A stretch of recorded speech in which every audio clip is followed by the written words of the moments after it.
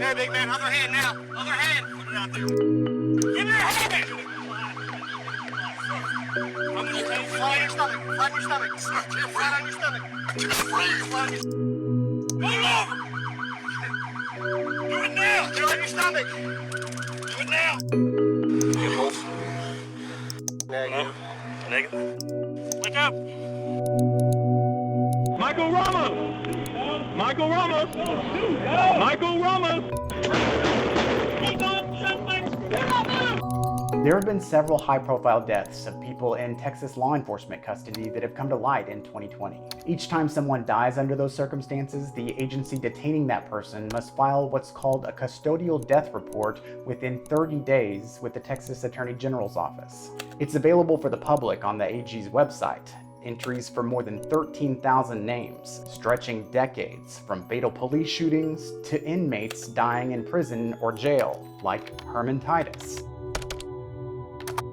This 21-year-old man died back in 2017 in his Travis County jail cell. We later interviewed his mother, Demisha Burns, who was finding difficulty obtaining information in his case, just to learn more about how and why he died.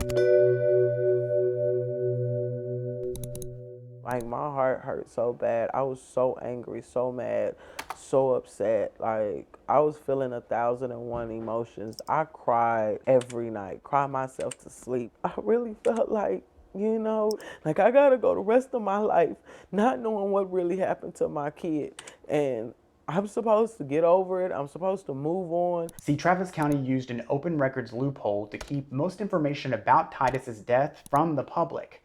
But we found a backdoor way to get that evidence. Video and photos of the wreck that got Titus arrested after the car he was driving fell 30 feet from the highway. Medical records showing how severe his pain really was at the hospital. Video of him complaining how he was hurting as he was transported to jail. Yeah, see about you up, but I'm still gonna try to leave it loose on you so you don't have to touch it, alright?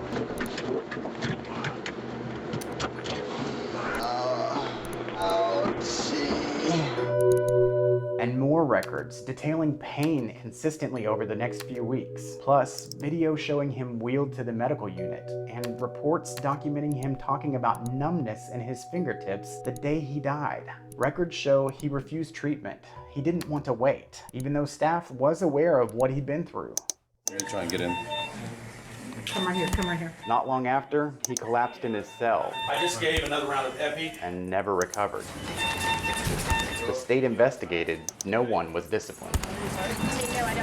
And in the end, the medical examiner's report said it was a natural death, brought on by heart disease and high blood pressure. That was an explanation his mother never believed. I don't understand why there's a homicide detective at my front door telling me my son died. It just didn't seem right.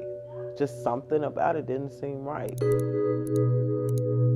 But more than 3 years later, his custodial death report online still said the cause of death and autopsy were pending. Travis County had not updated the report like it was supposed to do. In reviewing the database, we found Titus's case was one of 2 in the past 5 years Travis County failed to update. Statewide, that number grows to 128 in that same time frame. Why is this important? Well, sometimes this is the only way the public can find the most basic information about a death in custody. It's about transparency, but that's not all. We found 372 other cases where Texas law enforcement agencies submitted the report later than 30 days after a person's death, as the law requires, including 5 in Travis County. And in our research, we have yet to find a single person held accountable for breaking this aspect of the law. The AG's office tells us it's not their responsibility, and so far county prosecutors who would enforce the law don't appear to be making any moves either.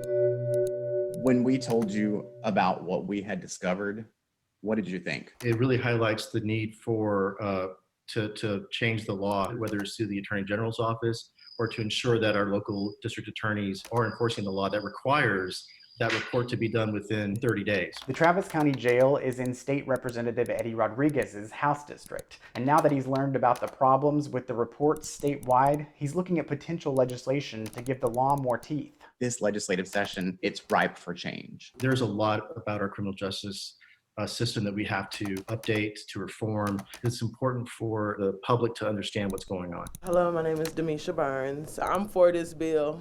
I mean, at this point of my grieving process, it's just a lot of anger. I don't see how a 21-year-old healthy kid who ain't never had no heart problems can just fall dead. Just the basic information should be enough. Demisha Burns testified last legislative session in favor of a bill that would have eliminated that loophole preventing her easy access to details about her son's death. And she says she wants to work on fixing the custodial death report law in the upcoming session too. For that information to come out, it would have just helped me maybe go through my grievance a little better, than what I've been through, because the last 3-4 years have been hard on me. It's been really hard on me trying to move past this. Since we pointed out the discrepancies to the Travis County Sheriff's Office, the agency tells us that it has notified appropriate staff of their duties, and we see it's updated all of the missing information in its reports, including the case of Herman Titus.